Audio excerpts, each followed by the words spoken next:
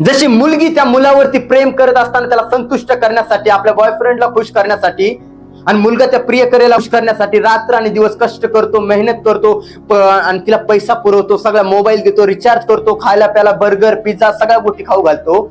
मग जर तो मुलगा असून तर त्या गोष्टी करू शकतो, मुलगी असून त्या गोष्टी करू शकते, मग जगातल्या सगळ्या गोष्टी लोक करू शकतात. मग जर माझा देव ज्याने अखिल सृष्टीसाठी रक्त सांडलं, अखिल सृष्टीसाठी पुत्राचं बलिदान केलं, मग मी त्याला संतुष्ट करण्यासाठी का धडपडू नये? मी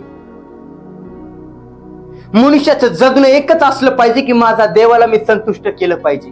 त्या व्यतिरिक्त या जगामध्ये दुसरं काही नाहीये. मान, प्रतिष्ठा, युगो सगळ्या गोष्टी बाजूला आहेत. प्रथम तुमच्या जीवनाचा एकच अविभाज्य घटक असला पाहिजे. तुमच्या जीवनाचं एकच लक्ष असलं पाहिजे. लोक चांगलं बोलू, वाईट बोलू, काही बोलू, माझा देव खुश झाला पाहिजे.